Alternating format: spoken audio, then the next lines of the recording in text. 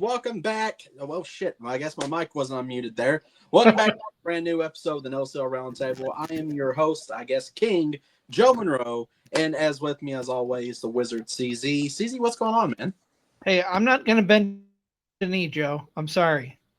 I'm too magical to bend a knee, whether you're a king or not. It's okay. It's okay. Well, I did put King. I don't know, but but we are not alone. As always, we got a great roundtable tonight. First and foremost, he is a brother of the Wrestling Society Network, actually an OG of the Wrestling Society Network. Some people call him Little Mark Henry. Tonight, he's kind of looked like the lost member of Harlem Heat. Ladies and gentlemen, please welcome our good friend Tevin. Tevin, what's going on, man? I'm doing great, man. I'm happy to be here. It's been a while.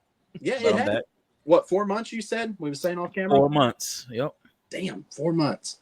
And we got another special guest tonight. Everybody loves him. He is our resident Canadian brother from representing now the Wrestling Society Network as well. Please welcome our good friend Samson. Samp, what's going on, man? Hey, man, just getting over the jet lag, but everything is beautiful in the world. I'm glad and privileged to be with you boys. Shout out to you all. Respect.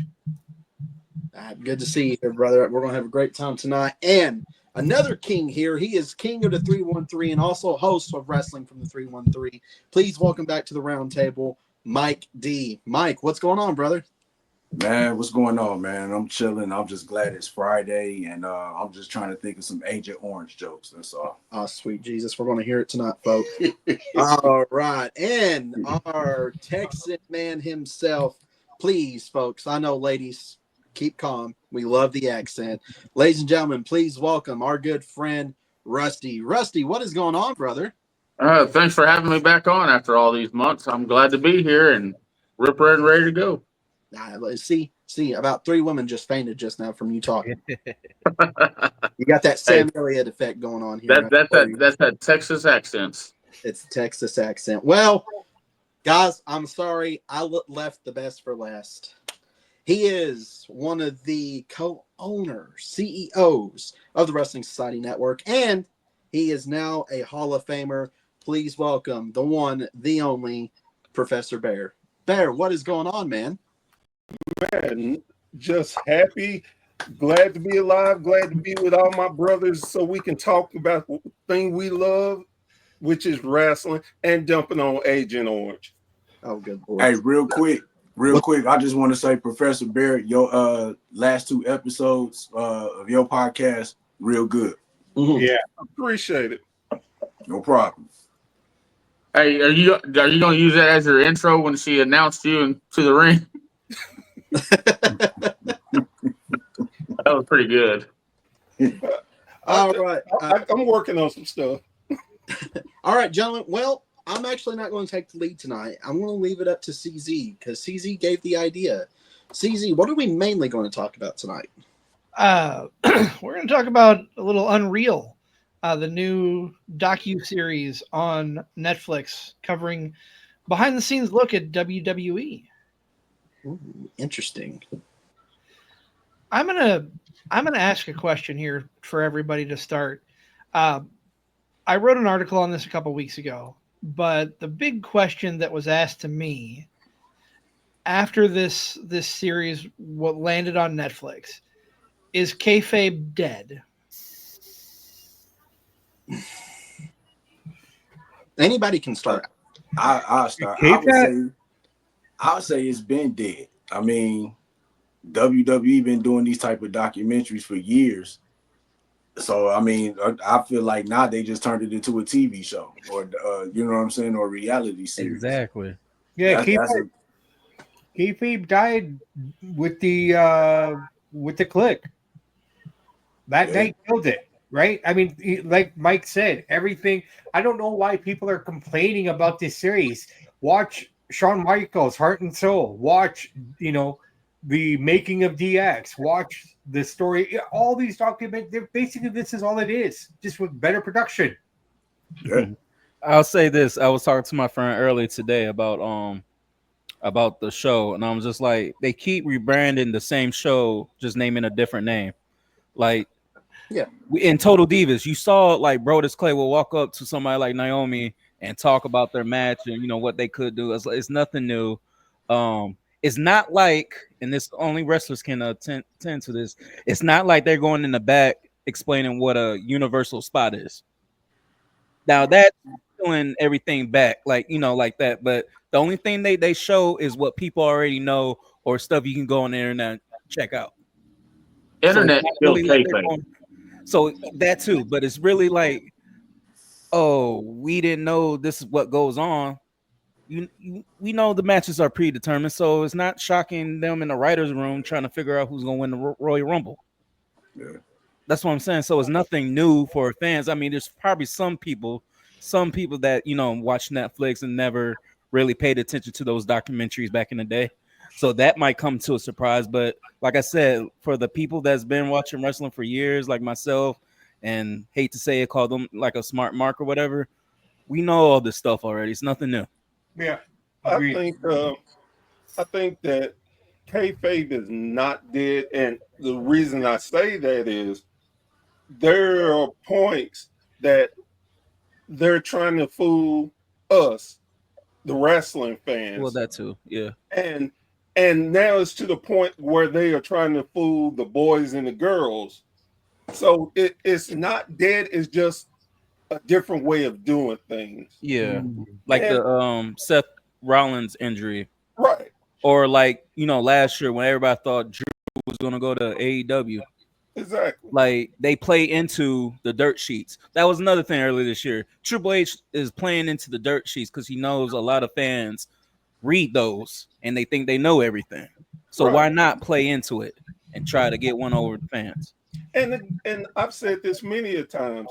That's why I would say the majority of us watch this because we want to be fooled.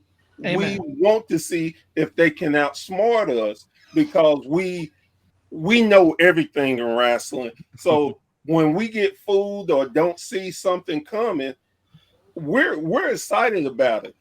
It's not that we're mad that they got one over on us. We're happy they got one over on us. So hey, that's something that we didn't see. It makes it exciting, and where you have all the dirt sheets and things where anybody can go in the back and talk and find out things. I got a cousin who's a wrestler and he tells me this and that. Well, again, it's to forget about what's going on in our life. We like the entertainment, we like the storylines, and we like being fooled. So I think that kayfabe will never die. It just has to adjust to the situation. It evolves. Yes. I have. Go ahead, Joe. I want to follow up on what Bear said, but go ahead. I want to hear what you think. I don't think the word kayfabe exists anymore. It's now called a work. The word work has replaced kayfabe. Yeah. And if you want my honest opinion, I'm going to switch gears from Unreal for just a moment because I want to really talk about this too. Carrying for crying out. I'm telling you, I just got a big feeling that's a big work. Thank you. You know why? My number one reason is because that's Triple H's guy. Ain't no way he's gonna let him go like that. And I know the work is Karrion Kross just didn't resign.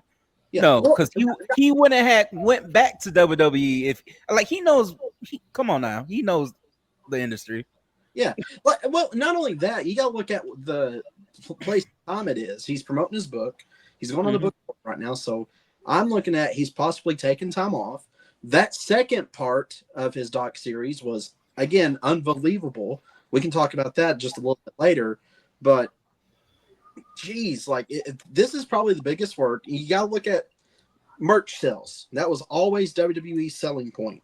Karrion Kross's merch was fire for the longest time, outselling John Cena even, and him doing his retirement stuff. And his stuff is still on shop. It's still on WWE Shop at full price. It's not discounted out yet. And that's the big kicker right there too. I was going to get to that. Keep in mind, I think the one thing that I think that if you caught the Ariel Helwani interview that he did any of you see that? I did. So for me, what the telltale sign was that this is potentially a work, just to be fair, is the fact that he said that WWE held back the book So it's a WWE book. So he's just going on a book tour. This dude will emerge at a pay-per-view. Has to. And Right? I think that's when we're going to get Killer Cross. And the one thing that really sets me to this is a work is WWE is learning from their past mistakes. This is nothing but the CM Punk incident when he left with the title. Mm-hmm. They made many mistakes, so they're going, okay, we know they're going to be watching for A, B, and C. So this is what we're going to have to do to make people so involved in this that they're not going to be able to tell. We can't tell the boys. We can't let anybody know. We have to go to this. Just like with Seth Rollins, the only way that really I knew it was a work, even though I kept falling back in and out, is it a work or not? But anytime anyone gets hurt, they immediately take the camera off of them. They did with Seth. Yep. So I guarantee you the next time they choose to work us, they're going to be like, hey, get the damn camera off of them. And, we got to make steps to guarantee that people cannot tell if it's a work or not. And I thought it was a work because there was no medical updates. No, there was. Yeah. You didn't see him on the crutches with his daughter? I saw that, but they're not saying, hey, he tore this, he done this, he's going to go see this doctor. They never said, hey, he's going to go to Birmingham and this, that, and the other. He actually did. He actually They did. Alabama. They were in Birmingham. Yeah. He went there. And, they gave us dibs. They said it was going to be a 6 to 8 week injury. That happened that Saturday. That Monday, they just so happened to be in Birmingham. And Paul Heyman said he didn't want to discuss it because he didn't know the severity and he didn't want to talk about it. Yeah. Oh, I must have missed that part then. It was going to be he's going to be gone for 6 to 8 weeks. And a lot of people thought for that injury, there's no way, but I was like, nah, I've had that injury and it took about 6 to 8 weeks to heal. It's not really that, bad of injury. But the thing is, I do believe he was out because he was injured, but it wasn't that serious. Like I said, he could have been, hurt, but it was something, it was for another reason. Just tweaked it a little bit. He probably did tweak it, but it wasn't serious. And I'm gonna go back to Karrion Kross. 10% of me, because I just found this a couple of days ago, had a question. Maybe it is not a work. It's because they took down his music off of the streaming platforms. And I was like, the only reason why they would do that is because, like Cody, he owned his music before WWE. So, but if this is a work, it's a pretty good one. From what I heard on the Cross situation, that they had an act that he actually talked to a rep instead of Triple H about his contract. Yep. And he was saying, like, I guess whatever the numbers was for them, he wanted to know how did they come with that number, and they couldn't tell him. So he didn't sign it. You know what I'm saying? And yeah, I just hope I just like, because I know wrestling fans be tripping when wrestlers leave WWE. Cross is gonna be okay. Yeah. Well, regardless, I think the perfect fit for him would be TNA. And even if he went to TNA, he'd still have that WWE connection. So I think he's going to be all right. Here's my last thing on it, and then we'll go back to Unreal. Sorry, CDs didn't mean to hijack the main topic. No, that's okay. But if it's a work, then damn, he's got us again. But if it's not a work,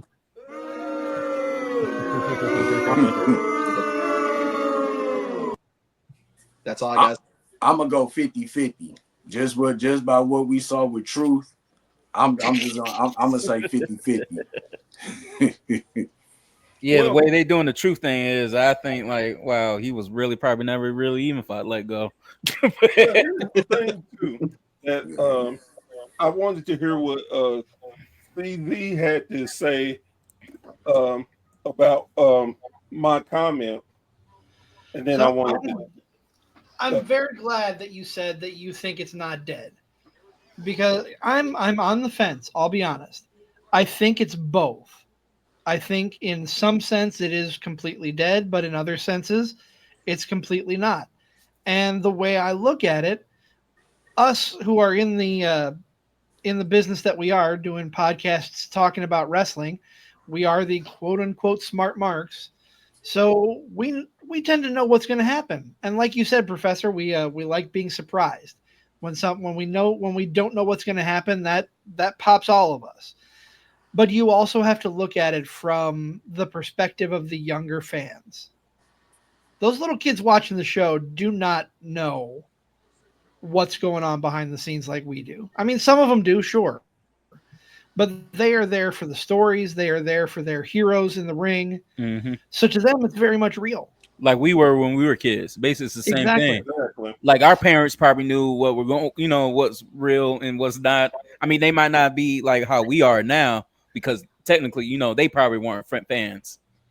But if you take that same little kid as an adult, he's gonna figure some things out. Right. But the kid is not because he's focused on the storyline and the movie, the cinema they're making. And see, I was lucky growing up that my father was a wrestling fan. My oldest brother was a wrestling fan, and he actually got to hang out with wrestlers. So he was able to smarten me up a lot younger on things, and I gravitated to learning that and trying to see, I get it now why they're doing this and why not. But with all that being said, I think it's a great thing because with the way wrestling is advancing, we're getting back into a state where the monopoly is becoming real again. And if we get to that point of I'm just going to say it, PKO ended up, they already got their hands in TNA, and apparently they have a chance to buy TNA. I saw that earlier. Then they already own AAA. We cannot have wrestling monopolized, because once you monopolize something, it's going to tear the sales down. It's going to make the product stale. It's going to take away the things that I can truly say I know all of us love. Mm-hmm. You just like with this Karrion Kross situation, the reason why we're not too tore up about it, because we know he can go to anywhere else, build his name back up, mm-hmm. and come back just like Drew did, just like Cody did. And so that's a good thing. So with all that ranting I just did, my point is, let's continue to have different styles of wrestling. Let's continue enjoying the work or not work, but we have to be very careful on watching what companies start dominating, because, and I never thought I would say this in my life, but Vince McMahon, WWE, as sorry as it could be, at least he ignored and didn't bring in other companies to suck them in the dry. And I'm afraid with TKO, it's more money than business. Yeah. Well, for TKO, be gone, vile man! Be gone from me!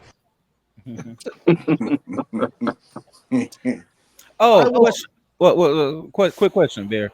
Is the buyout of TNA, is that for TKO or WWE? It from what I saw, that could be two different WWE things. Yeah, for WWE. Okay, yeah. That's one thing.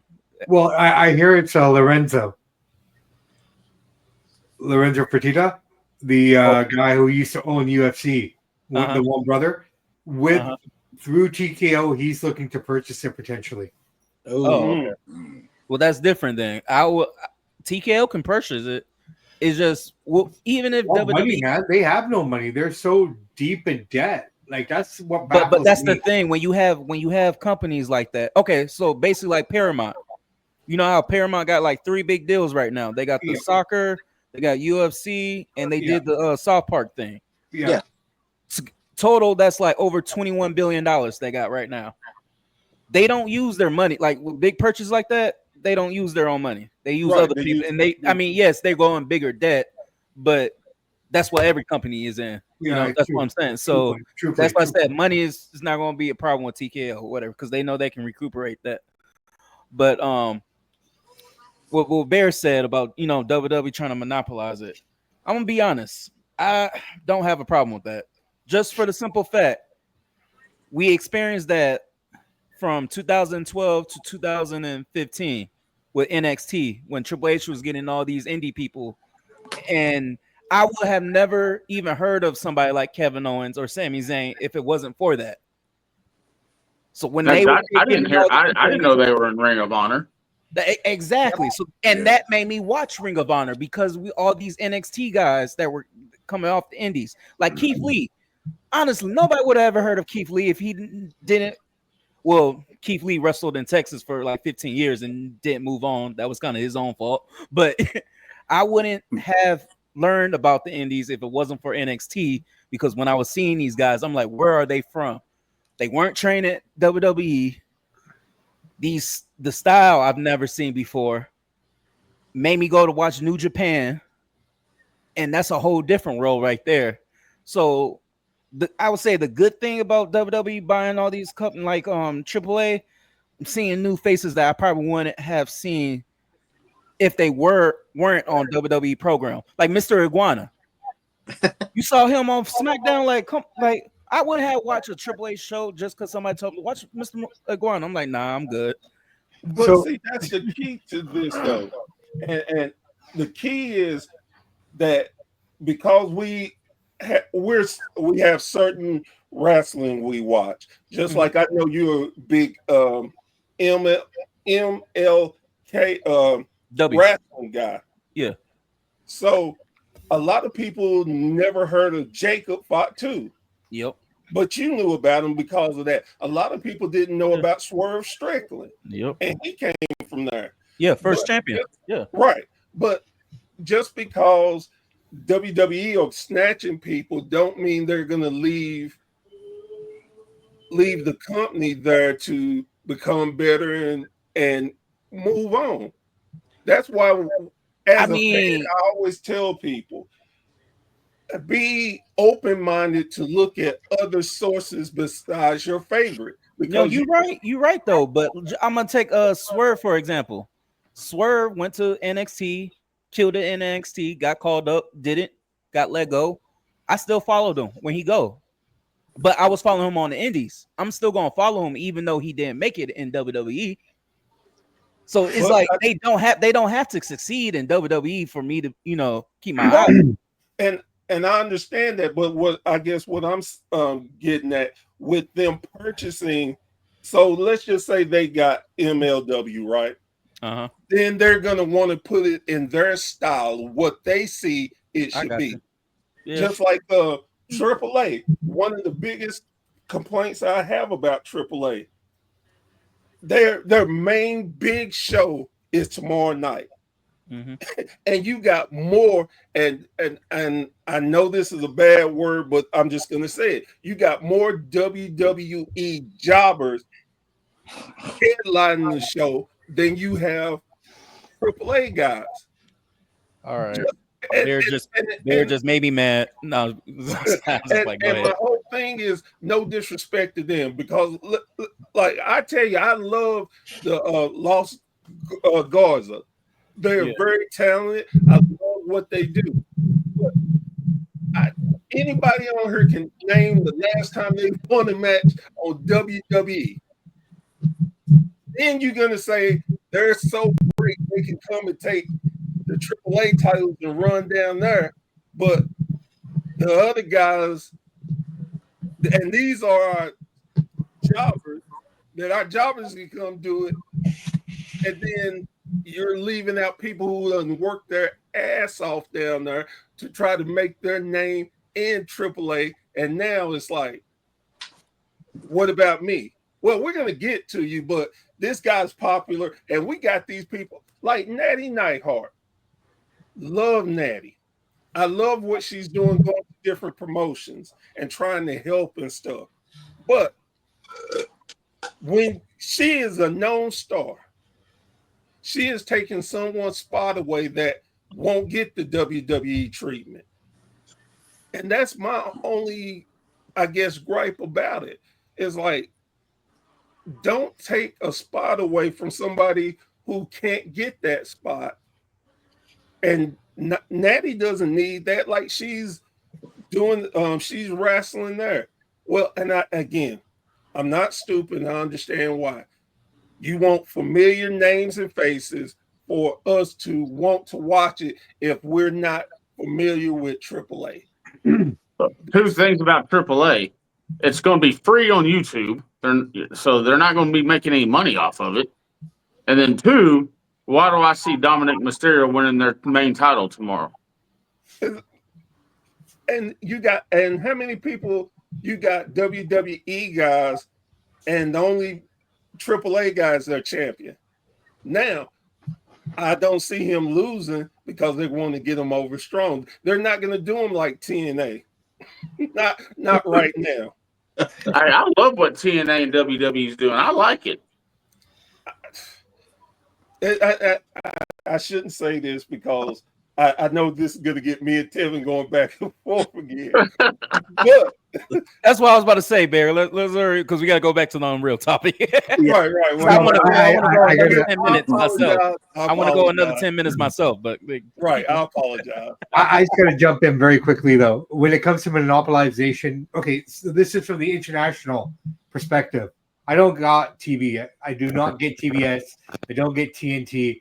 I have to rely on the Canadian network to give us our wrestling. Okay, so coming out of the Attitude Era, after WCW was bought by WWE, and really outside of TNA, I guess that was a real competition, if you even want to call it that.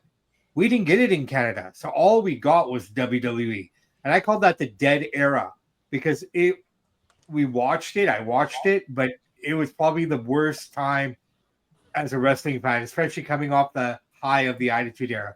So monopolization is no good, man. You need that competition. You need what would push them. If they bought everyone, what would push WWE to become or try to be better? Look how good they are now because they actually have legit competition pushing them, right? I mean, if you basically had two soccer teams and they only just played each other all the time, like what fun would that be, right? There's nothing there. Or sorry, one team bought three teams, and you get the point I'm trying to make, right? It doesn't work. It's not, And plus, in today's time and in the era that we live in, every type of wrestling is accessible. Whereas I had to rely on television to watch wrestling. We didn't have YouTube. We didn't have recaps for streaming services. It was TV. That's all I got to say. Let's move on. Sorry. Thank you. No, you're good. To that point, Sam, competition only makes things better. Iron sharpens iron, and if you don't have that other element of iron to go against, you're not going to get any sharper. You're not going to get any better. Yeah. So. All right. All right. Who's watching SmackDown? I stopped it. It's phone. I got too into the debate, so I had to stop it. Mine's on mute. Heard a bell ring. I'm like, okay, who am I working? Anyways, but yeah, I think the Unreal thing. I don't think it hurt at all. It's entertainment for them. They're dubbed as entertainment, so we're going to expect to get this. I mean, we got this last year on YouTube with the whole Rock and Cody and Roman thing. And it went well. So we're like, hey, let's put it on Netflix. And honestly, from someone who's worked in the industry, someone who's, helped in producing, wrestling and all that, it's interesting to see how on an indie level, of course, it's going to be different from a grander scale level. It's kind of nifty to see what they do on a grander scale. It's not really that different from what's done on the indies, what's done back there in the back, but it's nice to see how more, how can I say this, upgraded it can be. It's on a grander scale. Yeah, and I think if anything to that point, it may want to push like a local independent promotion that does have a little bit of steam rolling, you know, going and have a great fan base to kind of push the production side of their company up just a little more. That goes back to iron sharpen iron. It could be a learning tool. Exactly. It'd be one heck of a learning tool. See, on part of the Unreal that I liked is when Jacob was down and they talked to the referee. I didn't know the referee talked back to the gorilla position. I thought that was pretty cool. Yeah, that's why they got the earpiece in. Yeah, I just thought that was just, okay. Y'all got 2 minutes left. Tell them let's go to the end. And then Joseph Park just sitting there apologizing to Bruce Pritchard. I'm sorry, Bruce. I'm sorry, Bruce. That was hilarious. That was trippy for me because this, and for those that don't know who Joseph Park is, that was Abyss in TNA. It's trippy for me to see him in that role. People forget that he's there, and I'm just like, you must have forgot last year when they did that whole segment with AJ Styles and he was there, and I'm just like, oh my gosh, that's Abyss. Well, see, I didn't know. I didn't know Petey Williams was the producer. Yeah, Petey Williams is too. Yeah, he's back there. Yeah. See, now that's one I didn't know was a producer. I did not know Petey Williams was a producer in WWE. For all the fans that's watching, next time there's a big fight and they have to get the wrestlers, just watch who comes out in the suit. You'll see. You'll see.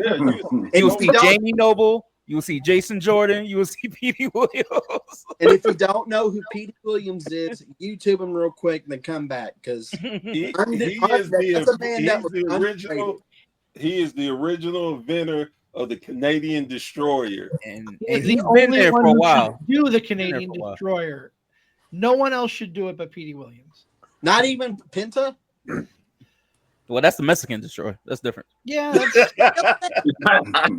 that's just like with Rhino. Just like with Rhino, there's a difference between a spear and a gore. A gore you don't kick out of. There's a difference. I'm not upset with Penta doing it, but when you see it on the other guys 900 times in a match, that just makes me sick to my stomach. Yeah, what did never super wrong? Kick. Super kick. Oh yeah. You know, and I'm a big opponent. I generally don't look at any wrestling shows behind the scenes, because I am more of about the fantasy. It's fantasy for me. So I know a lot about backstage and production and stuff, but I don't need that ruining my fantasies. Because I'm such a big wrestling fan, I don't want to know how the magic happens. To say, you don't want to see the man behind the curtain. Exactly. So I'm probably like the only one, like I said earlier, I didn't finish the whole thing because one, I didn't want to see it to begin with because I know how WWE likes to twist things, especially back in the day when you used to watch the like biographies of wrestlers like Randy, Chris Jericho, Triple H, WWE 24s. Yeah, 24s. Yeah. And if like I tell everybody, if you ever notice, like every 3-4 years they twist the story. So I was on the call because I was trying to do some homework before we got on tonight about Unreal because I did just want to catch some of it. Episode 2, right off the bat, when they was telling the story about Cody, Dusty had to sell his watch, his Rolex. And I heard this on 24.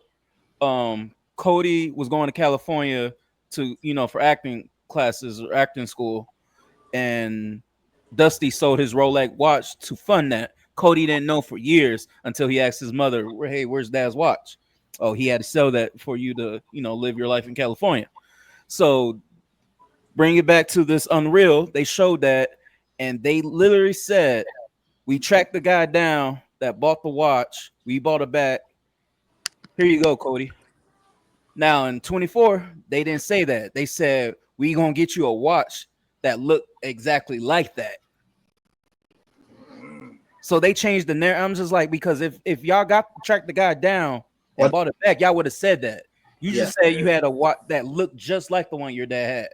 So that's why I don't like watching stuff like this, because WWE likes to twist it into their own ways. That's why I like, if you want to watch a documentary, watch something that's like on Dark Side of the Ring, or find a YouTube documentary about somebody, because WWE just likes to, movie. So basically, a work shoot.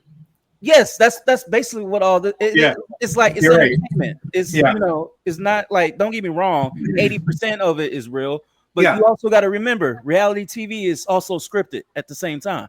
No, I get it. And if you think about it, all of us in this room, we're at such a level that our entertainment of wrestling isn't so much the wrestling anymore. It's the stuff that we're talking about. You know what I mean? Yeah. And we're talking about the story. Well, exactly, but everything else but the actual wrestling, right? So we got that going for us, and I think we all take it all with a grain of salt as well. We all know that. So, then another thing, like, you don't like how WWE, like, y'all remember the thing they did with Ultimate Warrior? Then when he left on bad terms, they did the whole what was it, the destruction of Ultimate Warrior? The self-destruction of Ultimate Then Warrior. when he died, they did another. I was like, come on, you can't do that. Well, then they had the old Warrior Appreciation Trophy and all that. Yeah, right. Like I said, they're funny sometimes when they do these documentaries. And don't get me wrong, they're entertaining. And then there's stuff like you didn't know, like WWE biographies that's on A&E. Some of the stuff is interesting. Like, my favorite one was Booker T's.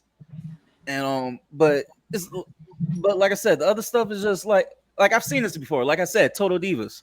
It's nothing new. Doing these backstage segments, and you finding out about, like, Damian Priest and Rhea, they having a conversation, seeing the same thing on Total Divas. It's nothing new.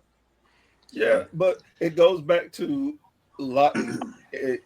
it's the winners that tell the history, and they're telling it from their point of view and how they want history to be remembered, not the truth of history. I understand that, but don't play in my face, insult me, my intelligence, like in the writer's room. You telling me some writer that I don't know, like, hey, let's talk about the winner of the Royal Rumble. Like, that doesn't happen in a meeting. Like, the head Triple H is going to be like, okay, let's talk about it. Like, I'm going to be like, who the hell are you? We going to talk about? But I'm just saying, that's me. Even when we're watching wrestling, say someone gets injured, right? And they were injured 2 weeks ago, but they'll always say 6 weeks ago, this happened. Like, they're adding dates and time to an injury when we already know it's been like 2 weeks. So this is old practice, man. This goes back to the 80s. See, one thing WWE's gotten away from with the injuries, if you have to have surgery, they used to post it on social media of the surgery actually happening or pictures of it. Yeah. Like, I remember they've not done that in a long time. You remember Triple H's quad? They showed that surgery, the clips of it and stuff. I'm like, ugh. Like, they had to burn the fat meat off. I'm like, oh my god, yeah. And then nowadays they use the injury for all these other projects, just like the Miz being gone, and Carmelo Hayes was like, man, where do you go? You just left me high and dry. Well, hell, everybody knew he was out taping the new show, American Gladiators. So again, it goes back to us being smart and knowing that guys and girls have other opportunities, so they give them time off. And my favorite one was when Sasha was in WWE. Every time she got fired, disciplinary, or injured, she was out, but she was really going out filming the Mandalorian. Right. I'm just like, just say that. Like Nikki and Becky, they was in Happy Gilmore too. Like, you could. Nikki's parts got cut. Yeah, but if you pay attention, you actually do see her one time. But yeah, her parts they get cut. You see, I really want to know how WWE felt when they asked the Miz to fill American Gladiators, but he's working with Wardlow, Camille, Rick Boogs, Big Swole. They don't have no control over it. Just like that, they had that show on Fox, and CM Punk was the on there. They have no control over that. Of course, they're going to suggest some things. Like, you remember, well, speaking of Happy Gilmore, you know how they try to promote it on USA? Oh yeah, took out. Yeah, and they said they wanted clips without MJF. Really? Like, Yeah. yeah. I'm like, no, you get these and you show these. Like, no, like And honestly, side note, MJF killed it in his role that he had. he did. Yeah. And he had a bigger role in this than he did in Iron Claw. His parts he got did. cut just like Becky's. I mean, but yeah. Yeah, he was supposed to have a bigger, but that's Hollywood. Yeah. but yeah, he did good. He did good. So did Becky for what Just little- like Seth. Like Seth was supposed to be in, but they cut his parts out. Yeah. Because, Captain America, yeah. Yeah. They completely cut him. Not even a reference. Nothing. Exactly. Yeah, they cut his parts out. It was crazy. Okay, let's go back to Unreal now. Yeah. So, CZ, I want to ask a question. Bring this up. You had a specific episode whenever we were talking about it a few weeks ago. Was it episode 4? Yes. Like, wow. Okay.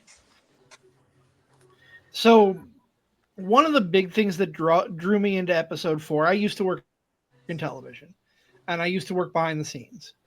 So I ran the character generator, I ran the audio board, sometimes I ran video, and I've run camera before. Watching what the first part that drew me in was the, I guess for lack of a better term, conspiracy. Yes, with quotes, conspiracy of no one knowing about Cena's heel turn. But when I really got invested was when Triple H said that he was feeding the director in the truck where to go, that no one in the truck knew what was happening.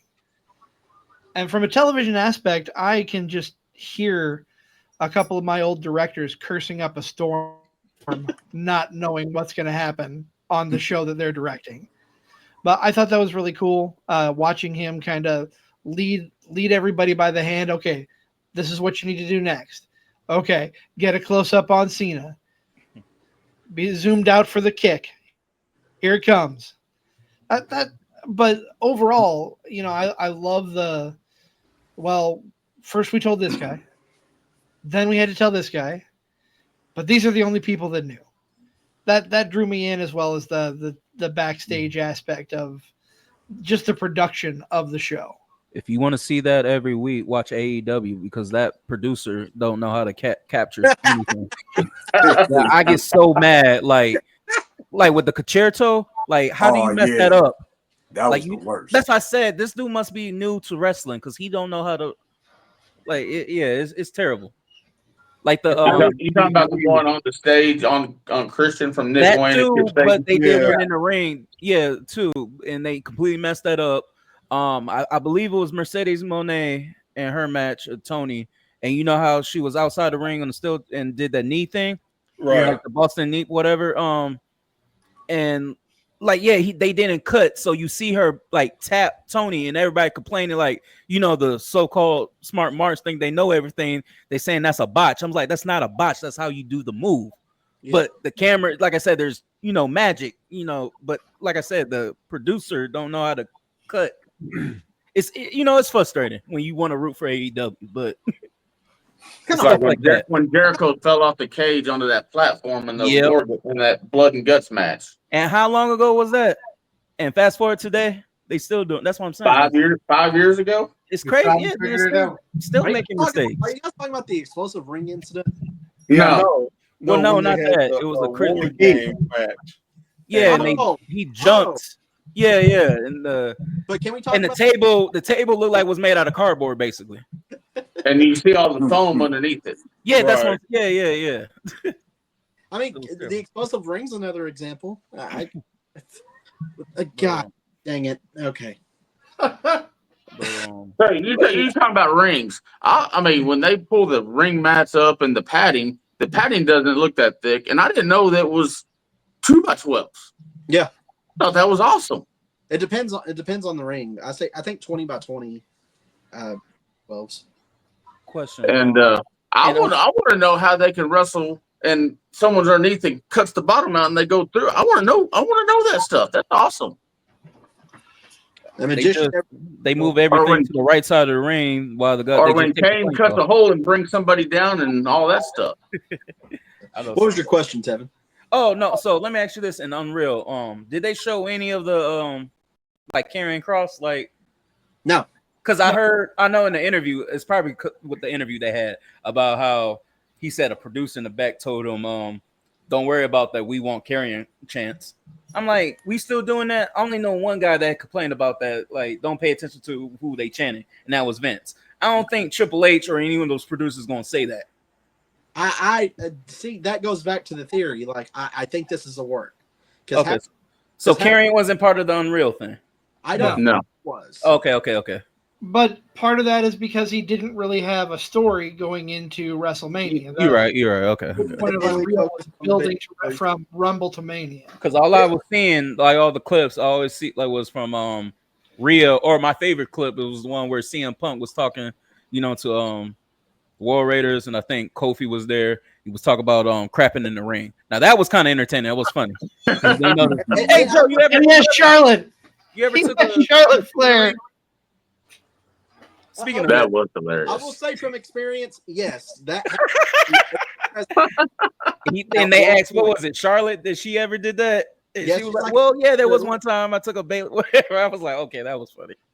So you just brought that up. I want to know when Naomi says, "Oh, my hole." I wonder if she crapped at that time. Oh, that was Nia.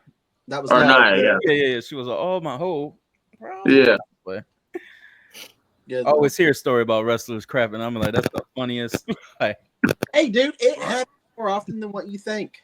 Oh, I'm pretty sure when you taking a bump, like when you fall, like, oh, trust me, I know.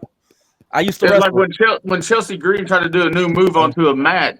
She goes, "I just peed myself." I used to amateur wrestle. During that Unreal. Oh, well, I used to amateur wrestle, and trust me, when I hit the mat, sometimes I did want to, I know. Definitely.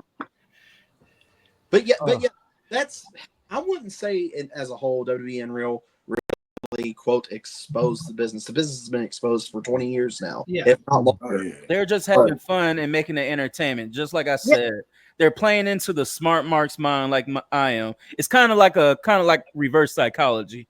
Like they're making you think that you know what's going on behind stage so they can, pull a work on you later on.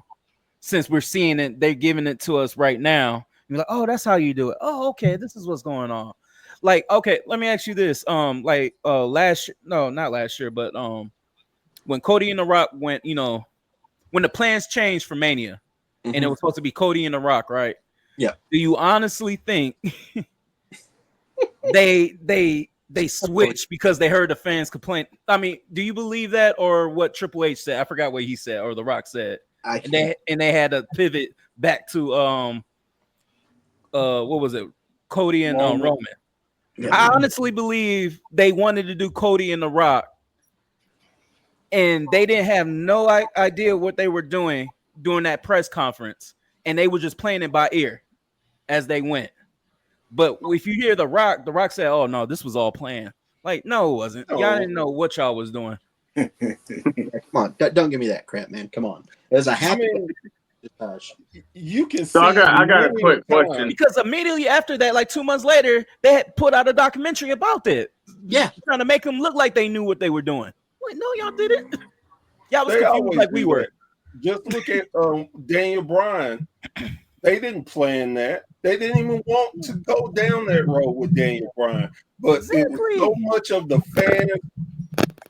They had no choice. Exactly. Xavier left. CM Punk left. They had no choice. Kofi Mania. Just like Kofi, they had no choice. You think Vince really wanted to put the belt on Kofi? No. Oh, hell no. You could tell how he lost it. That wasn't supposed to happen. So, you said all that about Kofi and the belt. And what about all those backstage segments where they have all the wrestlers watching the TV cheering him on? Was that Vince's idea, or whose idea was that? No, that was legit. They were happy for Kofi, so they was like, "Yeah, of course, put the camera on them." They that's not something like, "Hey, we're gonna have a group of guys in the back cheering for Kofi." No, they were like, "Hey, backstage loves Kofi." I never heard a bad Kofi story in my life. Like, he's selfish. Except Randy. Stupid. Stupid. Yeah, I never heard a bad story about Kofi. So that was legitimate. Like, everybody wanted that for Kofi because he deserved it. And that makes Vince look good for having that show. Yeah. Then it made him look bad when he had Brock beat him in 30 seconds. But anyway, so I got a question for ZZ up there. The whole Charlotte Tiffany segment on SmackDown, their promo, and then they showed that on 24 or on Unreal. What did you think about that?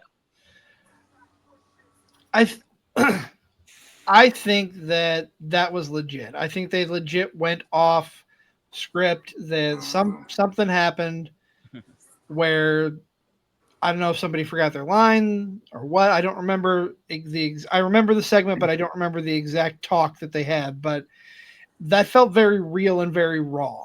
Yeah. It all started when Tiffany said, "Hey, you're going to match your dad. You're 0-3 in husbands." Right. Now, And that's when she went off script, and that's when the whole thing went off the rails. Oh, okay. I remember that. Yeah. So did they add the Liv and who was it? Was it Charlotte? No, it was Liv and Nikki, was it? I know there was a segment where Liv and they got mad at Liv for going off script. That's with Nikki Bella and John Cena reference. Oh yeah. That probably wasn't on there then. Yeah. But if you think about it, Charlotte is familiar to that kind of situation. Or who was Same shit with Becky? Who was the girl that said the stuff about Charlotte's brother? oh shit, who was that? Lacey? No, they said something about Reed being dead, and it should have been something. Yeah. Who said that about? I think it was Lacey Evans. It was Lacey. But they got that. They got that approved. Yeah, okay, yeah, they did. They did. Right? They did. Yeah. They did. That's when she was with her.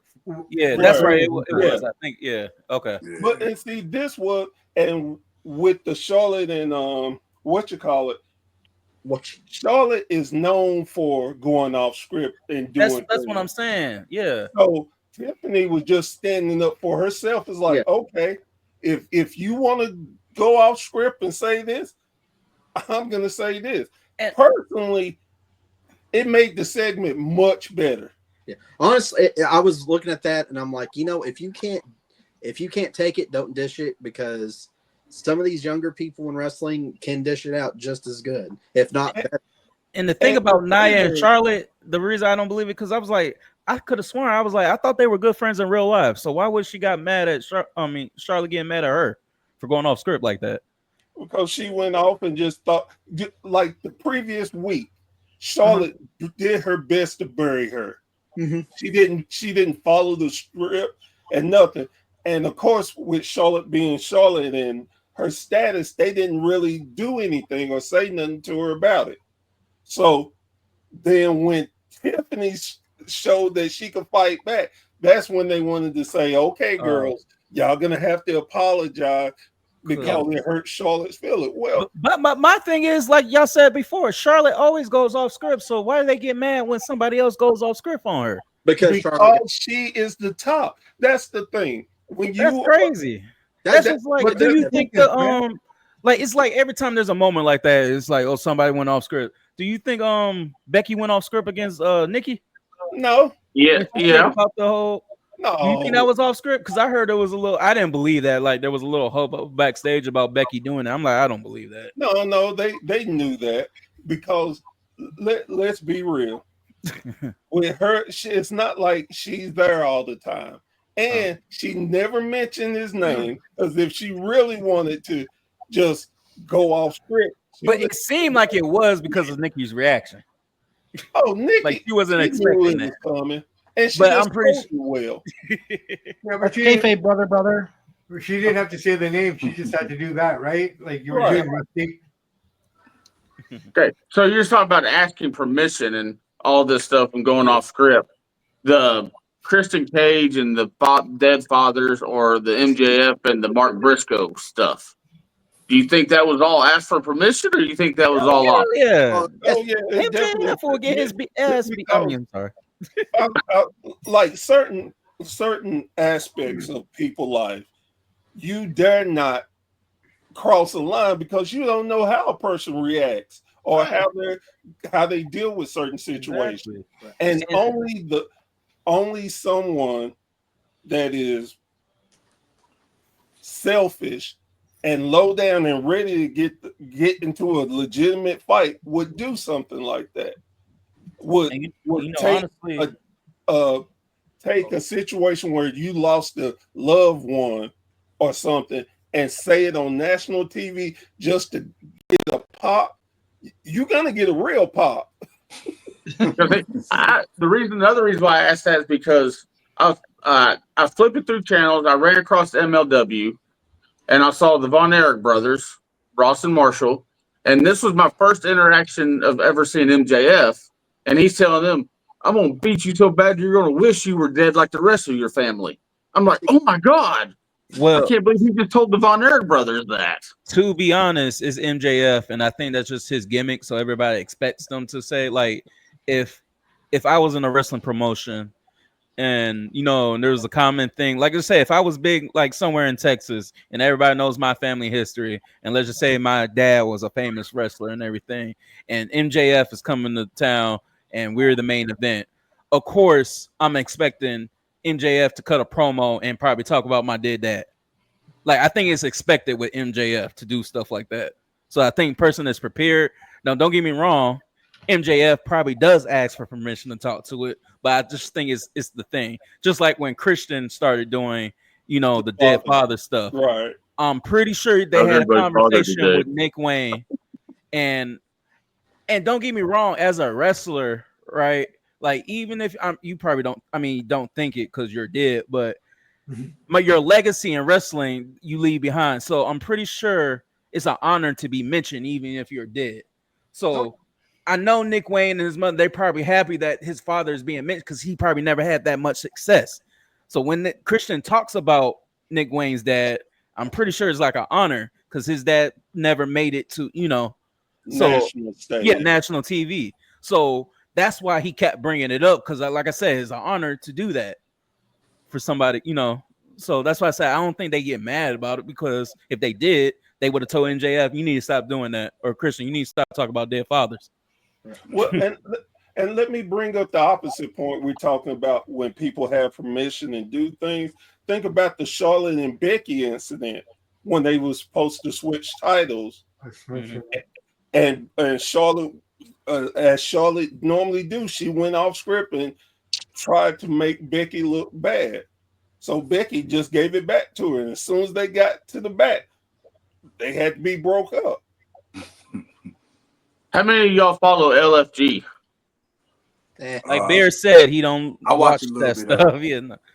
Like I said, LFG is just another version of Tough Enough. Ain't nothing new. It's nothing new under the sun. We know some of those wrestlers, they said, just started. It's probably been wrestling for 2 years. Just like what's her name? Maxine Dupree, boyfriend, whatever. Like, we know Anthony Luke. Let me tell you something about Tough Enough. Like Patrick Clark, when they started saying that, he just started, he had all the potential in the world. Turns out this man was wrestling 2 years on the indies with Leo Rush. They were tag team partners in the indie promotion. Yep. So, sometimes they be lying. Like, I know, what's his Evander Holyfield's son? Yeah, him. Yeah. I remember the day he went into the Performance Center, and then they talk about, he's only been there for 2 months. He's been longer than 2 months. LFG is predominantly scripted.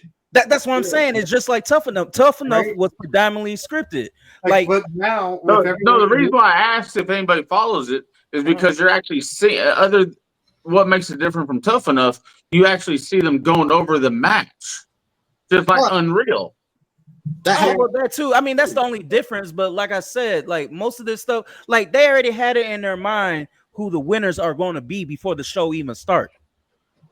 Like, I knew what's her name, the Olympic gold medalist, she was going to be one of the winners. That's just the way to promote them. So when they do become make it to NXT, they have a backstory. They started in LFG and stuff like that. Like, because you want to be honestly, there's more people I would have picked over them, but like I said, it's scripted. But how many times has Jasper Troy been on? How many times has Tyra May still been on? Twice. But that's the different. But no, but that's Dana Sterling should have won that one. No, but you also have to think about it. Though too, then why would she have won the show? That's what I'm saying. She's still in the training process. Or if you look at NXT and how the women's division is, the women's division is stacked. So they're just saving her for when it's the right opportunity. Like right now, like with the men's division, I mean, it's good, but just throw Jasper Troy in it just to mix, gives a new fresh air, another guy going after the title. But you also see in the last 2 weeks, you really haven't seen him. So when you get somebody like what's her like that one, that's why I was telling people, I was like, you also got to remember, I was like, I don't think they're gonna give both winners, they're gonna push them right at the same time. It's probably gonna be Jasper Troy, then 2 months later, she's gonna make her debut, which she did that's what I'm saying, last week. Right. So that's what I'm saying. It's like they know she's still training, but they still wanted her to win LFG. Because like I said, there was more girls that were more experienced that you see in Evolve every week, putting on 5-star matches, but they had her win the show. That's why I said it's scripted. They know who they want to win before the show even starts. They're seasoning her now. Yeah. Just like I said, even back in the day when Ryback and The Miz, like they knew those were going to be guys that they were going to sign. John Morrison and all of them, even though they didn't win, because we all know, like, I think there's only been one winner from Tough Enough that has actually became big. But that's why, like, everybody else on the show, like the runner-up or the guy that came in 5th or 6th, they become bigger than the guy that actually won. Yeah, true. That's why I say it's scripted. Like, they see the applicants, they be like, oh, we're gonna make him win because he looks the fit, but gonna, like, what was it? Trying to give a good example. Oh, like Kenny King that's been killing on the indies, but he didn't even make like the final 12 or 10 or something. That's crazy. But the only time they'll never do that again. Remember they had the fans vote? Yeah. And then Alligator guy won, I think. Yeah. No, he didn't win. Oh, he didn't win? He came in, he was the runner-up. It was a big white dude with long hair. He won, but he said some stuff behind the scenes on Twitter that made everybody mad, and they let him go. Because I remember that. It was probably something political. Then you had Kevin Owens or something be like, look, listen, you just started, you jobber. Like, you have the right to say that. He won, but like I said, he got let go because he had major heat backstage. The alligator dude, they let him go because he couldn't lose weight quick enough, or he wasn't improving. But he was the fan favorite. Like, honestly, he should have won. But they wanted the good-looking, tall dude. Like, he was basically like I hate to say this, like, he was like a taller version and whiter version of Roman Reigns. Like, he had long, gorgeous hair. Yeah, like I said, like, he was the one. Yeah, he was the one. But like I said, he said some stuff stupid and got let go. But shows like Unreal and 24 and LFG, I enjoy watching that stuff. Yeah, I mean, they're entertainment. Like I said, don't get me wrong, they're good for what they are. But for me, because I know it's script, like I said, 80% of it is real and 20% can be scripted. And like I said, I just don't like the way they just play with my intelligence like that. Like, don't get me wrong, I watched Total Divas. I know that was, it was reality's fake, but it was entertaining. Are they really playing with your intelligence? We already know what it is. So, I mean, it is what it is. We're just watching it. It is. But like I also said, too, like with those documentaries, like they twist stuff. Like, that's why I say I don't like watching that, because they will tell one story and I know that's not how it went. Yeah, so it's like when they do that, so it's kind of like they're discrediting themselves. So that's why I said, that's why I don't watch another documentary unless it's like A&E. Maybe I'll watch an A&E biography, but anything else like WWE 24, stuff like that, I don't watch. I can't watch it because I know how they do their stuff. They WWEize it, whatever you want to call it. Yeah, get flashy, good for what did Dave Chappelle say? Too hot for TV. They will do stuff like that, yeah, to make it interesting. Well, CZ, is there anything else you want to be brought up? No, I think this was a lot of fun. Oh, folks, please say hi to the newest addition to the Monroe family. This is Delta Dawn, and she's very body, as you can say. Oh. Hey, what's going on? But I'm getting my minutes of fame. Go. Oh yeah, those. Oh man, yeah. He's firing. I'll tell you what, I miss being on the show with all y'all. This has been really fun. This has been definitely. We're going to start doing it more often, and go ahead. And I'm still working on my list of. I've come up with a list of 32 managers that y'all got to debate to find out who's the best manager. We need another. Last one was really fun.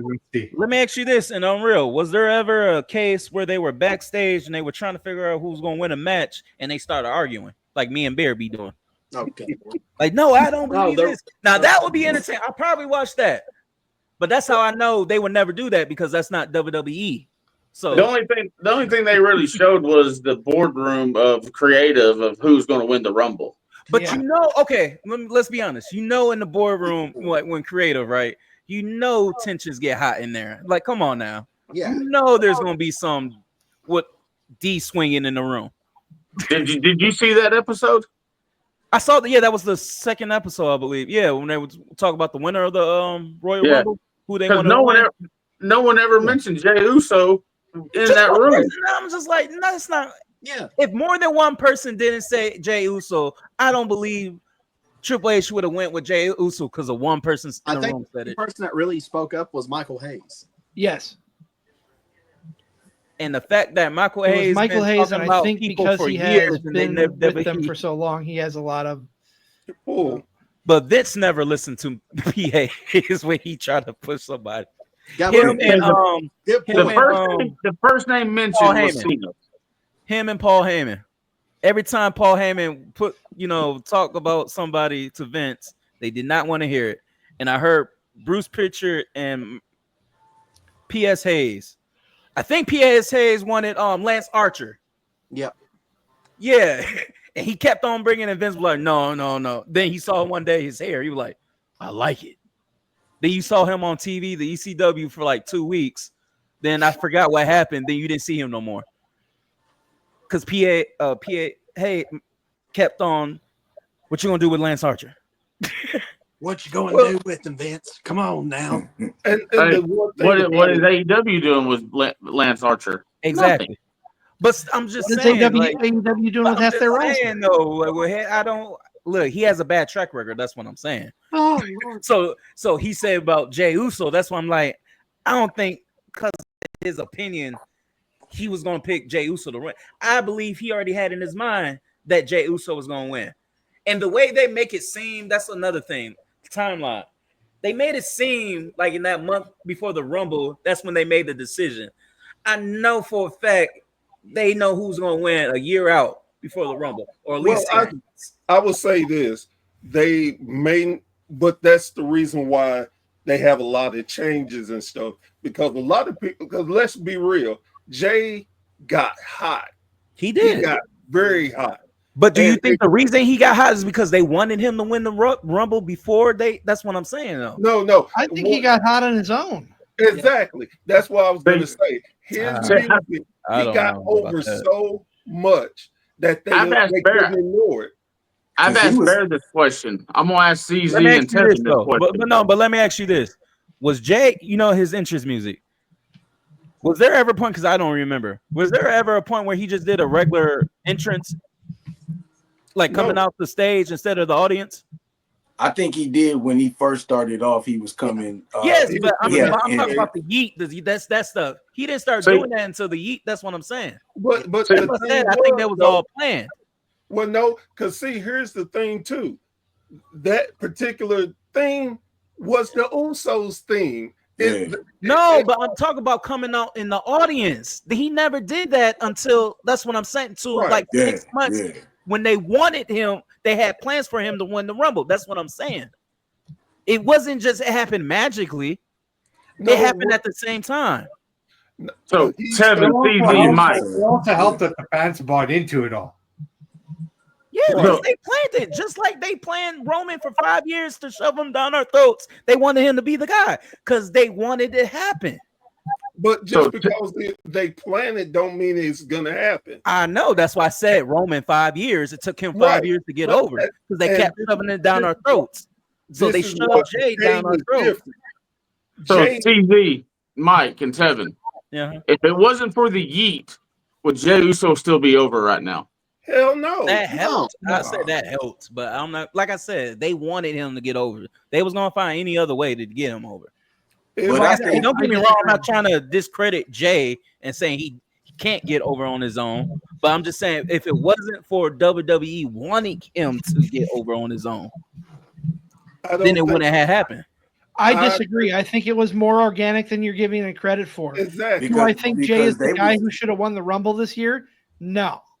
but I think his getting over was way more organic than you're giving it credit for. But if you think about it, Daniel Bryan, it's the same thing. They couldn't ignore it after a while. Let's just say this. But you can put but Bear, the difference is Nat and Jay, you can pinpoint when Daniel Bryan started getting over on his own.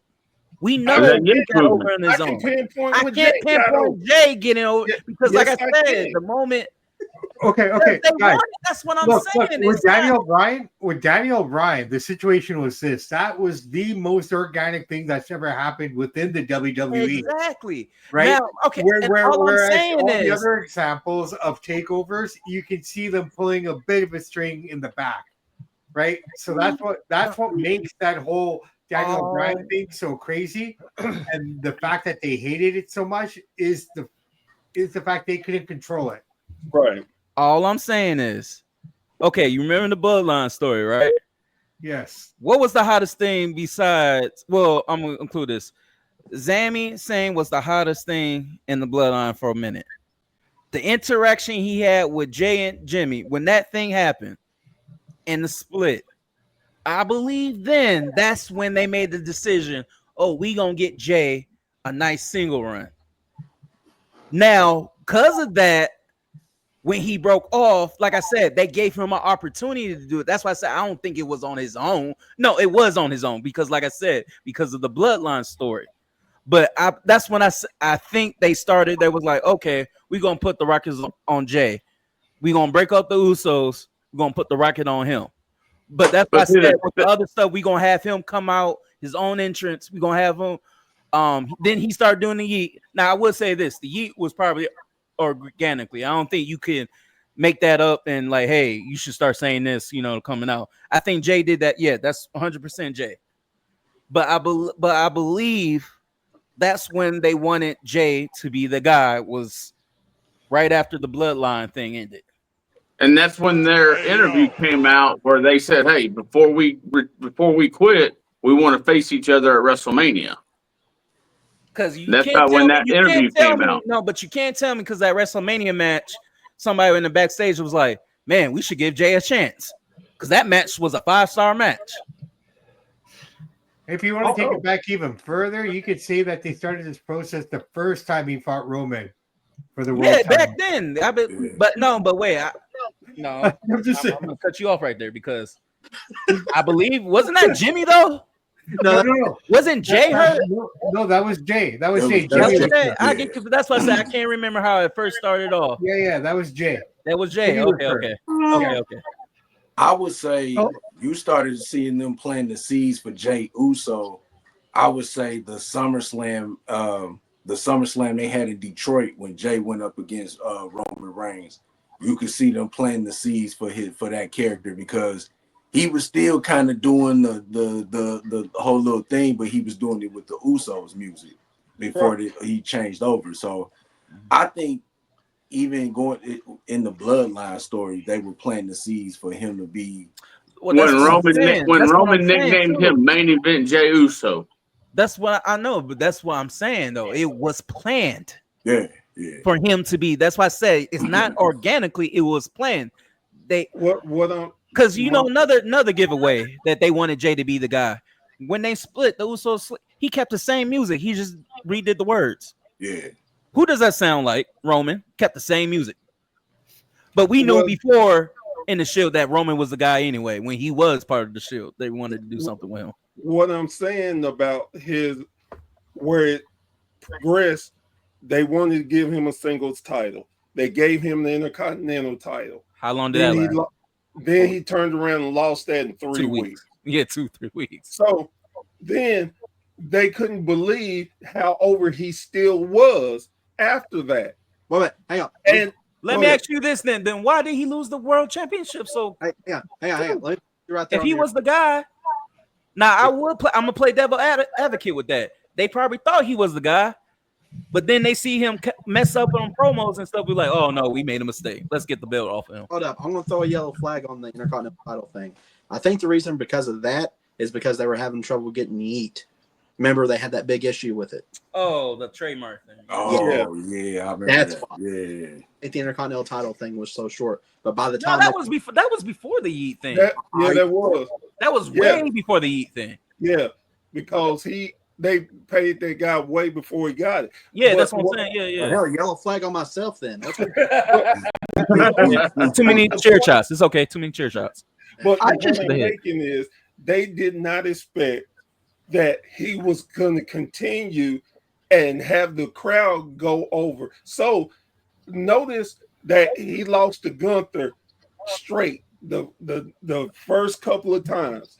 Yeah. Then it was like, okay, he ain't won. Let's make this a big deal. So once he gets that victory, it's going to seem more impossible than him doing what he was doing. They gave him a run to satisfy the fans, just like they gave Kofi a run. They have certain. Kofi didn't get a damn run. He got to wait. What you say, Joe? Kofi got a fucking week. Kofi, No, it was 3-4 months. It was a 3-4 month run. And again, they don't He won it in Mania, and then he lost it like in September, October. Right. Yeah, when they just like debuted on Fox. Just like today. Do anybody sit here and say that Jey Uso is a main event caliber player? No. Y'all remember before the Rumble, a lot of people say it was a main event. Matter of fact, now they said because he's not in the main event, so why they can't call him main event also? Well, but you can call anybody anything. But my point is, it was, hey, we're gonna please the fans with this. Then we're gonna go back to what we had planned. That's why Gunther got the title back, and he turned around and lost it to Punk because they had that. That was the original plan. Why did you have to remind Then me? he- Of that? then Punk he- lost the title. I did read that was the original plan. Like Jey Uso's title run wasn't supposed to be that long. So yeah, I what was did the read point? that. I was like, "What's the point?" I know why, because they, for some reason, you have to have the belt with Goldberg, which you don't. But anyways, so stupid. Well, the point is just every now and then they always want to give the fans something they see it. They're not stupid. No, they do, but then they do something like, okay, with Kofi, they didn't plan that. They gave us what we wanted, but then he faced Goldberg and lose in 15 seconds or whatever. They didn't plan for Jey Uso. That was the fans thing. They gave us that, but the way he lost it, stupid. Like, yeah, I didn't. Yeah, that was just so stupid. Like they do stuff like that. It's like they do that intentionally. Be like, yeah, we gave y'all what you want, but back to our normal programming. Back to our original plan. Yeah, programming. Like it's just and like that's what in our face. And hey, they gave it to us. We can't say Jay was never a world champion, but out of all of us sitting here, none of us say Jey Uso is a main eventer. When we see him in the main event, we're like, okay, Jay's gonna lose, or it's gonna be interference, or something else. And that's no shade to Jay, but he is not a top draw. No. That's why they continuously keep bringing in the older guys because they know they're guaranteed draws. Brock Lesnar back because he's a guaranteed draw. If they thought Undertaker could break his old ass out there, do 2 moves, he would be back out there. But you're saying guarantee, like, okay, yeah, we know that, but you gonna act like Dolph Ziggler couldn't have been a guaranteed draw. Like he couldn't be a draw. They don't get people. I know he wasn't, but he could have been if they put him in that position. They never put him in that position. Both agree. That's where we both agree. But like I tell people, look, you can make anybody that guy if you put the machine behind them. For crying out sakes. No, but for crying out sakes, y'all know the wrestler Grado? I love Grado. Grado was a world champion in freaking Europe. That's what you can put the title on anybody, and if you're behind them and they have a following, they're a draw. That's what I'm saying. Not everybody can be a draw. Anybody that has a like Cesaro. Cesaro is what was way over. But you telling me Vince didn't do that because he said, I don't think Cesaro can draw. Like that was some bull. Come on now. So he could, but you just never put him in that position to do it. Oh my God. Well, the best thing about this interaction, I'm sitting here. This is me internal. That was for Mike D. Wait. I'm gonna leave off of this though. When the Shield broke up, Roman wasn't a draw, but they acted like he was for the 5 years. Because that's what their plans That's were. what they want, but that's what I'm saying though. You can make anybody a draw as long as if the company is behind you, you can become a draw. If you don't have the company behind you, you can't. That's not true. Come on. Roman was not a draw, and he had the company behind him. Yeah, Becky Lynch was a draw before the company got behind her. Not everybody has. Bear, you saying the same thing? She was a draw, but the company wasn't behind her. That's what I'm saying. Oh Lord! But on the other side, and not have the company behind you, or you can have the company behind you and not become a draw. But as long as they push you, like I said, for 5 years, you can become that draw. Just like the only person I said I don't think that's possible for was Eva Marie. No matter how much WWE was behind her, it was nothing gonna happen with her. I'm sorry. That's the only person that could. Roman became relevant when he disappeared and showed back up with Heyman and became the tribal chief. No, he became a draw when he came back from leukemia. Let's be honest. That was the tribal chief stuff, wasn't it? No, that wasn't. No. That was way after. Roman came back in 2019. Oh yeah, Roman was a little more popular when he came back from leukemia because of the leukemia. That's when everybody started cheering him. Yes, for a little while. Then they went back to booing. Yeah, then they went back to booing. Now, he didn't get hot until he had Heyman, and they let him do the character he wanted to do. Exactly. Well, this has been interesting. I think I got an idea for November's roundtable. May have a Survivor Series style of Team Kevin against Team Bear. Tell me that wouldn't be a damn good roundtable. This is why I take 5 months off between podcasts. Brock Lesnar, us take time off and come back big and strong to destroy everybody and leave. Anyway. But no, seriously, honestly, Unreal. I really enjoyed it. I loved it. I like to see the behind the scenes stuff, and it was a really good 5 episodes. And honestly, I'm waiting for some more episodes to come out. I will say this about WWE. I will give them credit of trying to be more creative and give fans a behind the scenes on a lot of different things. It's just not my particular taste, and that's fine. But I do give them credit for trying to give fans a lot more, a lot of different takes on wrestling. Because in the end, what WWE is, like they said, they're entertainment first, wrestling second. Yep. Well, and Triple H did said this Unreal should bring in more fans. It should for the casual fan, and that's what I'm saying. That's what I think a lot of people got to realize too. Most of this programming is not for the hardcore fans. It's for they trying to catch casual fans. Just like when they had Total Divas, that wasn't for the guys. That was to bring in a woman audience. Right. So that's why I said like the stuff on A&E. Like most wrestling fans don't even watch that channel. Well, maybe they do. But like for people that don't watch wrestling, you flipping through the channel and you watch A&E and you see a biography about Stone Cold. Oh, you heard about that guy? They doing a biography about him? Okay, let's tune in. So it's just like, yeah, they make this stuff for the casual fan or trying to get new viewers. So I do respect it, business wise. But like I said, there's some stuff I feel like they're trying to play with my intelligence, but it's okay. I'm going to superimpose. I don't know if y'all watch Friday. He's reminding me of Big Worm. Quit playing with my emotions. He's playing with my money. He's smoking my stuff. I'm going to get you too. Every time you say that, Tevin, I'm sitting there like, what the hell? Damn it, it's Big Worm. That's what it is. Yeah, Big Worm. Yeah, it's Big Worm. What's up, Big Perm? I mean, Big Worm. Big Perm, Big Worm. So, Mike, what I meant to tell you, did you saw my interview? You saw I gave you all credit in the world to having Ivan on. Yeah, I appreciate that too. I appreciate that.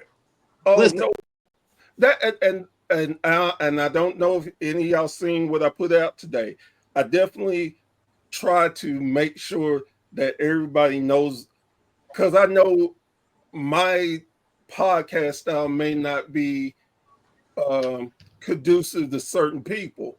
That's why I always tell them to check out everybody's thing. And because we're all different, we are very similar, but we have different styles and different tastes. And that's why I love letting people know, hey, you don't like me, that's fine, but you got to check these guys out because they're killing it. See, I'm different. I put my own self over. I don't watch anybody's podcast but mine. I'm sorry. So one more thing real quick. Any of y'all watch that history show Forged in Fire? No. Is that the where they make the swords? On Netflix. Or like knives and swords and stuff? Yeah, I heard about it. Yeah, I heard about it. Well, last night there was an episode called The Secret of the Forge. I watched that to learn the behind the scenes of how that stuff is made. That was pretty awesome. Cool.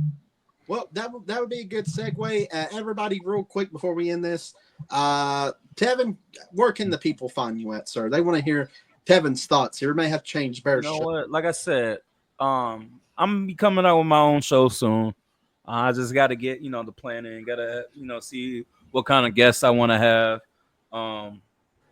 Because most of the time they probably gonna only have 5 minutes to speak, and I probably have 60. So I don't know. It's gonna be hard. So I'm planning that, but just keep an eye on the WSN network.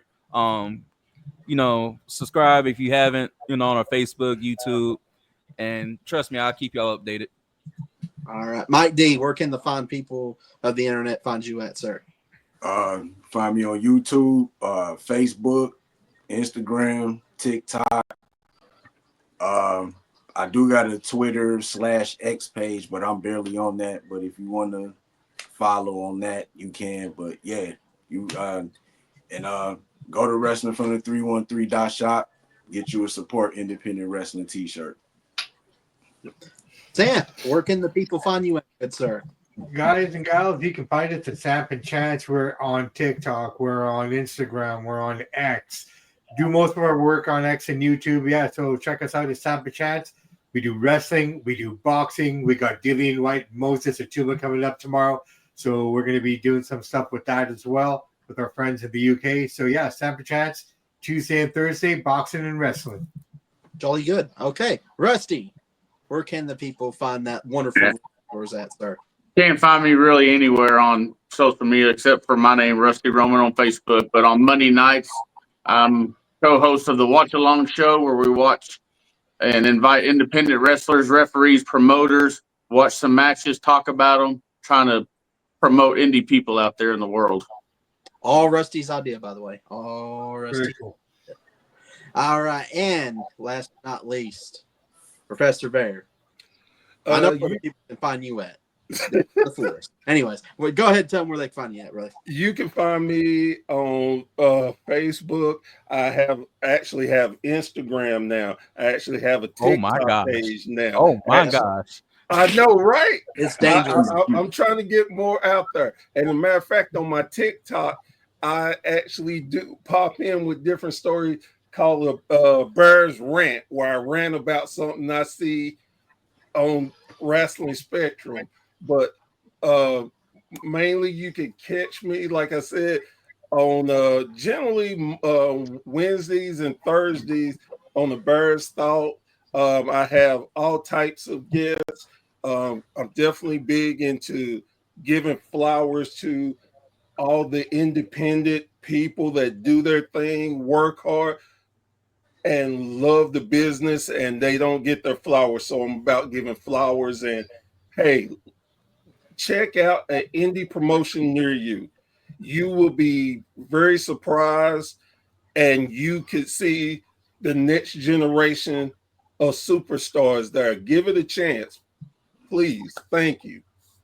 Sorry, Hey Bear, Or independent I'm wrestling. trying to get you a interview with the guy on Instagram calls himself the Professor. He does rock and roll and wrestling, and I don't know if you've seen him yet, but I'd like to see y'all two chat it up a little bit. Well, that sounds good. And CZ, remind the people where they can find you at, sir. Find me at Card Subject to Change Podcast on Facebook and at CSTC Podcast on YouTube and Instagram. We do have a TikTok page, but I barely touch it. I want to do more, but right now I not in my wheelhouse. Also, I don't have TikTok, so I don't watch anything. Also, the only TikTok I have is on a clock. Yeah. Also, Wizard Talk. We got to talk about more episodes on that. Yep. Which is great. And Wrestle Fitness. Wrestling with Fitness. Can't forget about that. We have our monthly show at the end on the last Wednesday of every month. And so you're saying fitness? How's your thing going that you were talking about doing, losing weight and all that? How's that going? That's what that is. It's going okay. Been the last couple of weeks have been kind of up and down. Well, I can definitely tell you one step at a time. Just keep your faith. Keep pushing, man. Keep pushing. You got it, brother.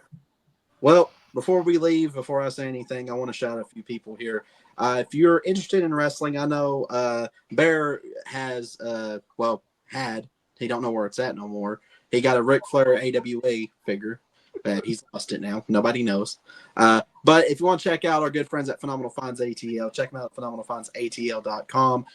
They have everything from wrestling to all different kinds of stuff. Big shout out to Charms Photos. Crystal, she is a wonderful photographer. Go check them out. And last but not least, go check out the Wrestling Society Network. What the hell are you guys waiting on? This is the biggest thing that was made by wrestling fans for wrestling fans. The hell's wrong with you? Go check it out. Big things are coming. Big things for free. For free. For free. It's all paying out of Rusty's pocket. That way you don't have to pay for it. September 1st. September 1st, we got an announcement that I know you are gonna love. Just hang in there.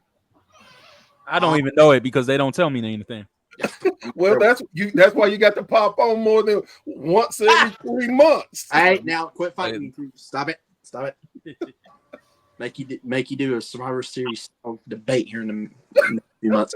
But with that being said, I'm Joe Monroe. Next week will be the Joe Monroe Show with me and CZ.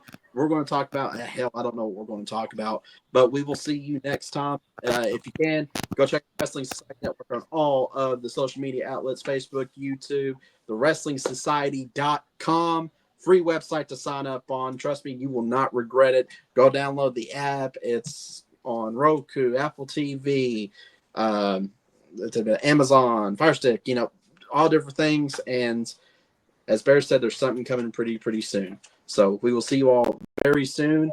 And for all the trolls that are being ridiculous, possibly notorious, please just shut up and enjoy professional wrestling.